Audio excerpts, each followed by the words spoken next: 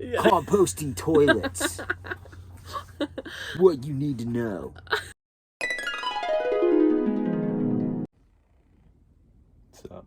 Sup, honey? In this video, we're going to talk about composting toilets. We have a few that we're going to kind of review. There's so many that you can find. Like if you're on Amazon and you're just scrolling through, there's so many different composting toilets that range from the cheapest I saw was $20, and like it goes all the way up to like over 1,000. And I don't know, it just got us thinking, like, there's just so many different types and prices, and like, is it really worth like how much? Well, you left out one option. What? The free option. You just dig a hole. That's and true. then That's true. You hover over the hole and that's it, your option. But I think for the people, we have to like think about, like, all of them are doable, but I think each person is going to have different preferences. So I think just like having an unbiased opinion on each one and who it would work for and who it's not going to work for. What do you have to say? What do I have to say? Yeah, about the different types of composting toilets. Well, I like a composting toilet that doesn't smell like doo-doo, because nobody liked that. No one likes that. These are the 3 composting toilets that we're going to compare from $20 to $1,000. This first one is super basic. It looks like just like a bucket with literally a little part to sit on and a lid, and then you would just put your bag inside to line it. It's very basic and it's very inexpensive. It's only $19.99.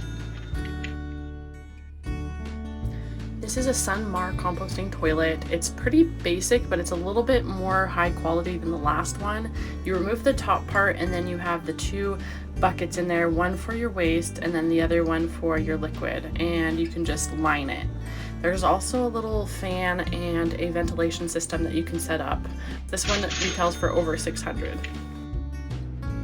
This is our Nature's Head composting toilet. As you can see, it's a pretty good size. It's actually a little bit taller than our RV toilet. And if we open up the lid, you can see that there is a space here to go number 2, and then right here you have the little holes that collect your pee. So guys using this should probably sit down so that it doesn't splash up everywhere. We don't want any liquids to go into this one. This is just for number 2. The thing about this toilet that I absolutely love is that this little lever right here opens and closes. And don't worry, that's just cocoa choir that you see there. But it opens and closes. And that is really essential because it keeps out a lot of the smell, just having that enclosed system. When you want to go and do your business, all you gotta do is pull this lever over, and then you keep it open, you go to the bathroom, you get out your cocoa choir. We keep our cocoa choir in this bucket right next to the toilet, and we just put a scoop in every time we go to the bathroom. And then after you put the scoop in, you just close the toilet and then you churn it right here. You can see there's a little lever, and you just kind of want to churn it around probably 3 to 4 times. And now let's talk about the liquid part. So what you're wanting is the liquid to go down in there, and you might be wondering, hey, that might be kind of hard for all the urine to go out into this part. Some is going to go over here, and that is totally fine, because the way that they made this is that the liquids go down and then it funnels it back into here, so it kind of is at a curvature, so that it rolls down into there. And sometimes there might be a little bit left over, so you can kind of tip it and kind of get it out like that, or you can wipe it up with some toilet paper.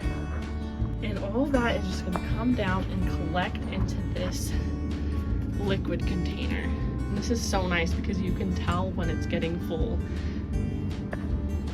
And when you want to empty this part out, you just come over here, you undo these notches, you undo the notch on this side, and you can lift it up. And you can pull that out with the handle.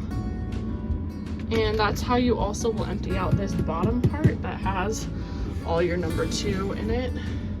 This is the Nature's Head composting toilet, and it is over $1,000 on Amazon. Yeah, if you want to have it indoors, then the more expensive option just makes sense for us. But if you are going to have it outside, then I think the cheaper one would probably be what we would go for. Like, just get 2 separate ones, one for your solid, one for your liquid.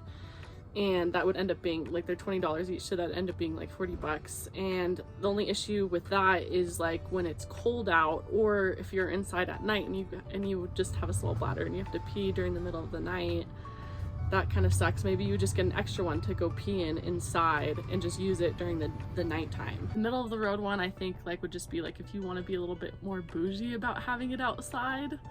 The only issue we found with that one that was like $600, that was Sunmar, is that you couldn't really pee in it. And then when I peed in it, I'd have to hover, because you could just, there's no way to not get it in. For a guy, I mean, peeing isn't really a problem. Like, you can pretty much pee in whatever you need to. This is an honest video. When we were living in our van, I'd have to pee in a jar at night because I wasn't gonna go outside and pee in our composting toilet, and I have a really small bladder. And I'm breastfeeding, so I drink a lot of water. I'd have to pee in it like a few times sometimes. It was wonderful. So it's like, that's something you just have to, you have to think about. I think that's the only issue with that is like, if you have to go to the bathroom at night, what are you gonna do? If it's like midnight, do you really want to go outside?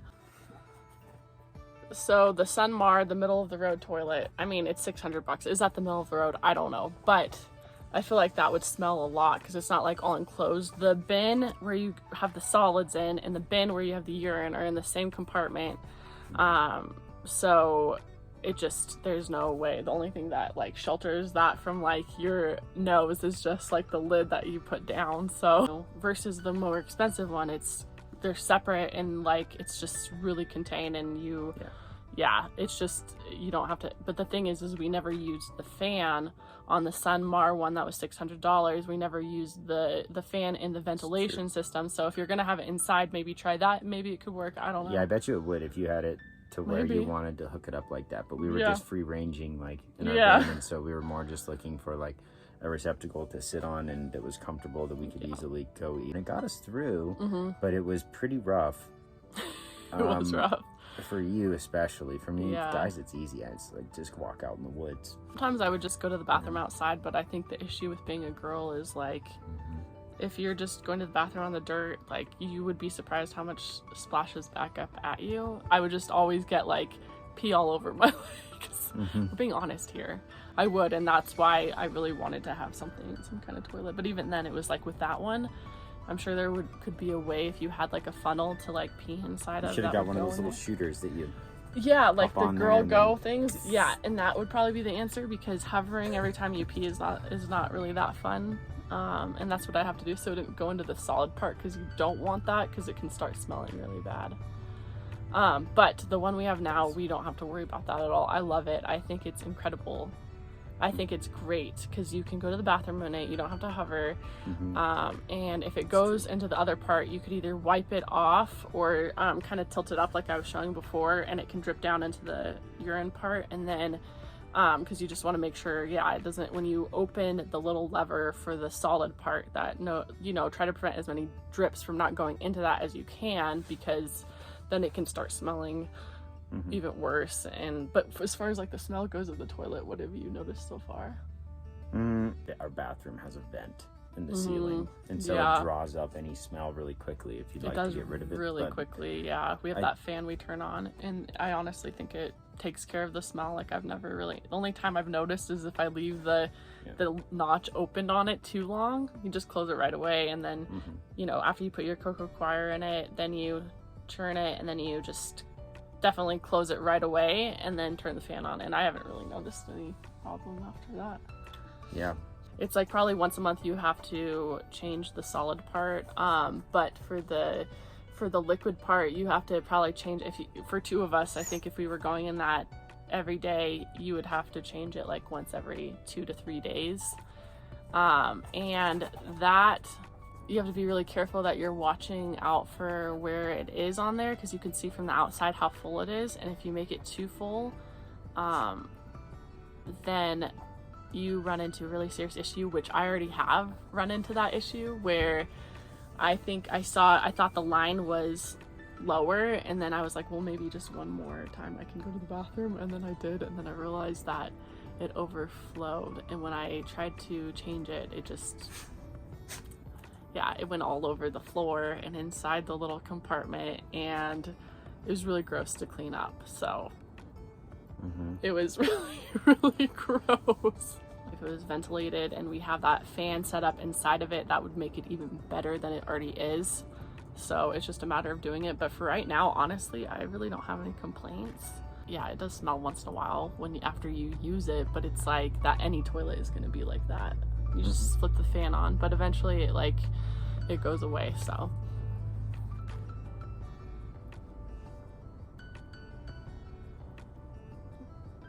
what else do you have to say? Is it worth it? Is it worth the cost? Depending on what you're trying to do with it.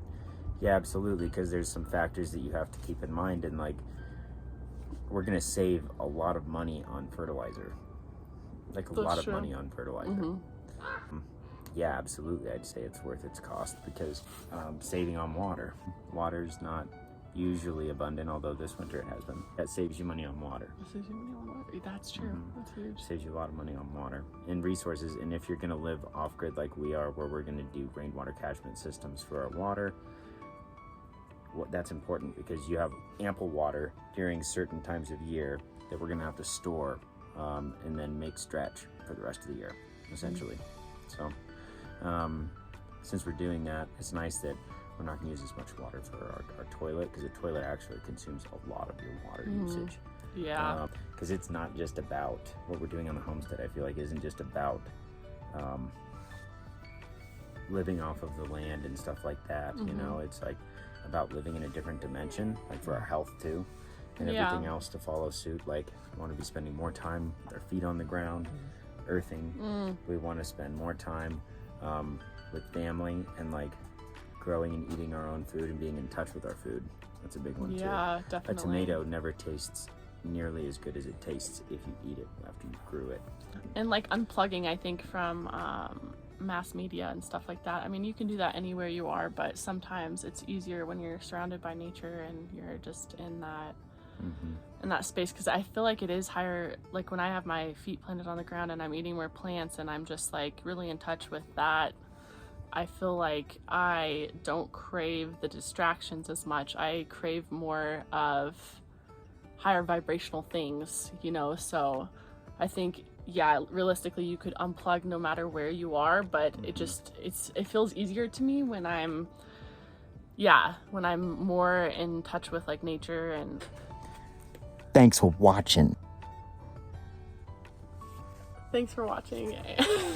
Hope that this was helpful information, and let's hear from you guys. Like, leave a comment, tell us what you guys are doing with your composting system, what you think would be best for you, and or if you tried different things that we didn't mention and what that was like. And yeah, we will see you guys next time. I actually hope it's not helpful information though, because I hope that you know more about what the fuck you're doing than we do.